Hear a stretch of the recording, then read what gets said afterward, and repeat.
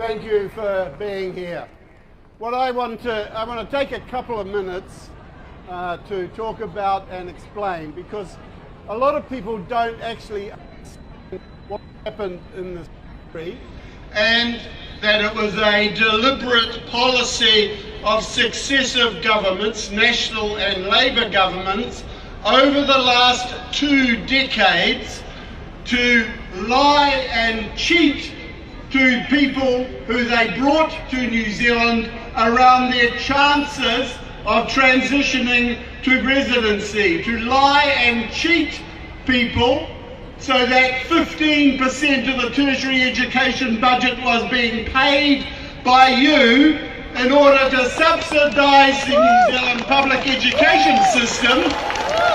But there was not a single, actually they subsidised the public education system but did not increase the number of New Zealand born students in the public education system. They weren't using it to expand access to the public education system, they were using it just to subsidise. They were essentially taxing people with a lie that they would get a chance at residency. So the students and the workers who came were given a lie that they would get a chance. And I'll explain why it was a lie and how deliberate it was.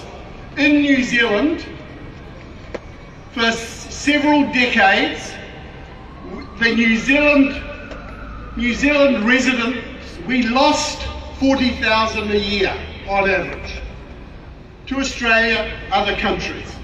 On average, we were losing 40,000 a year overseas. We've done it every year for 2 decades.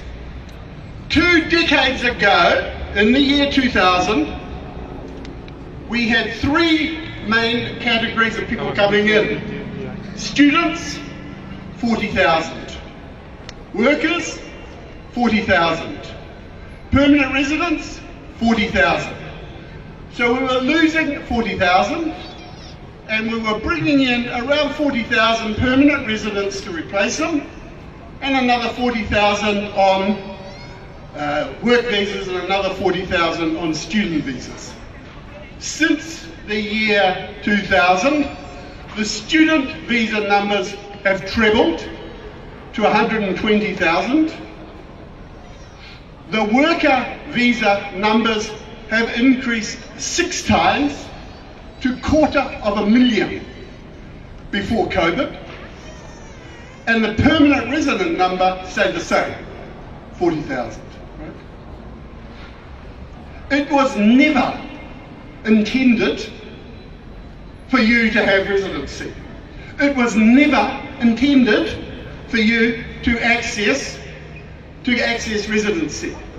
You were stolen from. In my view, I am deeply ashamed of my government, both governments, deeply ashamed that they should tell you to come here, study at our universities and work in these jobs and you will have a chance at residency when they knew it was a lie.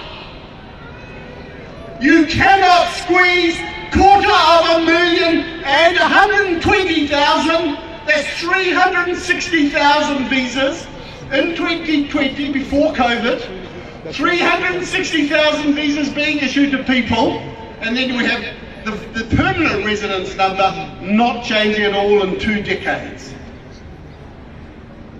They were putting you all on a treadmill that had no exit.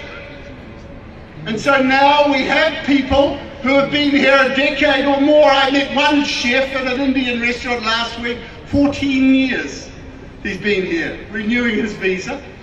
They're taking money off him, I don't know, every few years, taking money off him, taking money off him, taking money off him. And it's theft. It's theft. When they charge you $40,000, $50,000 to go to university for a year, and they tell you on the Immigration New Zealand website that you're going to have a chance of transitioning to residency, and they know that it's a lie, then they are stealing that money off you. I think all governments, the last 20 years, owe the immigrant community of New Zealand the deepest apologies possible for stealing from you, for cheating you, for depriving of your rights. Now, we had an opportunity. COVID gave us an opportunity. It's a horrible disaster in the world and in many of the countries where you are from. But in this country, it has given us an opportunity to do a reset on a humanitarian basis. Because they brought people here and they knew they were going to be exploited, they knew they were going to be cheated. So not just taking money off you to subsidise the public education system.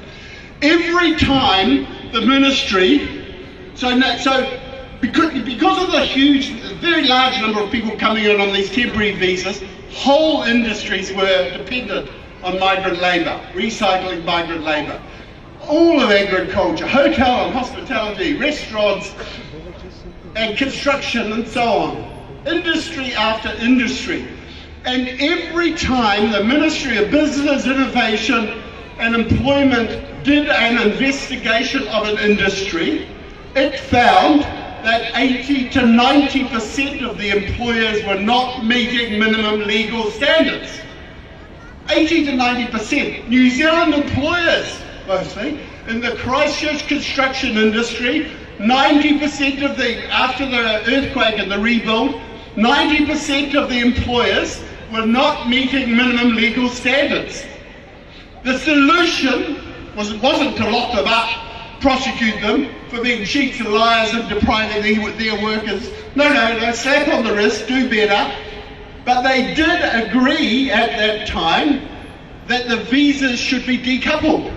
They said in order to reduce exploitation in the construction industry in Christchurch, workers should be able to change their jobs. So they know it's a solution. It's a solution that the Immigration Department proposed for the Christchurch workers, but have refused to extend that principle to workers across New Zealand.